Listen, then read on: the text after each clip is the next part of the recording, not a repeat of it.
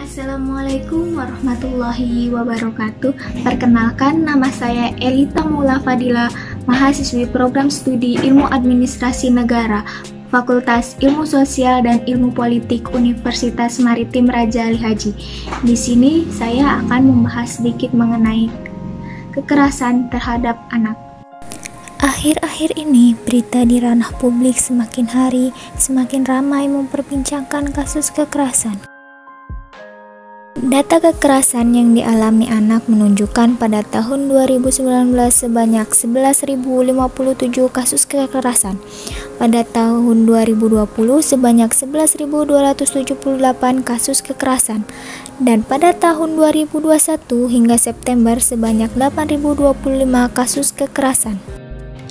Ada beberapa faktor yang mengakibatkan terjadinya kekerasan terhadap anak, di antaranya yaitu keluarga atau orang tua, di mana orang tua memiliki tingkat pola asuh terhadap anak yang keras, sehingga tanpa disadari dapat menimbulkan kekerasan dan penganiayaan terhadap anak.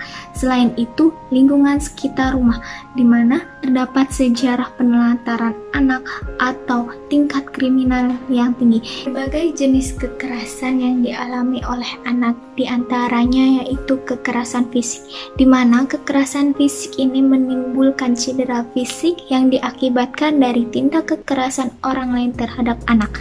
Kekerasan seksual, di mana tindakan kekerasan seksual yang tidak dipahami oleh anak, seperti contohnya memaksa anak untuk memegang kemaluan orang lain atau pemaksaan pemerkosaan. Kekerasan emosional, di mana perbuatan ini dapat mengakibatkan gangguan kesehatan atau perkembangan fisik, mental, spiritual, moral, dan sosial terhadap anak.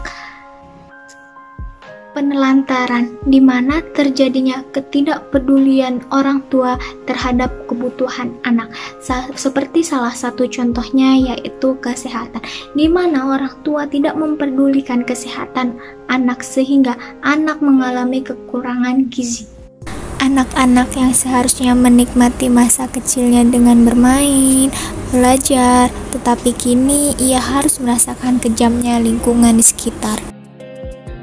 Makhluk sosial yang lugu, serba ingin tahu, cepat tanggap, yang akan menjadi regenerasi bangsa seharusnya dilindungi, bukan malah diperlakukan seenaknya atau sebagai pelampiasan emosi dan hawa nafsu. Sebagai orang tua, kakak, abang, paman, tante, sudah sepatutnya kita melindungi anak-anak di sekitaran kita. Mengayomi dan mengajarkan hal-hal kebaikan sudah menjadi tugas utama kita. Berbagai upaya yang dapat dilakukan untuk mencegah terjadinya kekerasan terhadap anak, yaitu kenali jenis kekerasan, selalu awasi ketika anak bermain, dan menjadi pelindung anak dimanapun dan kapanpun kita berada.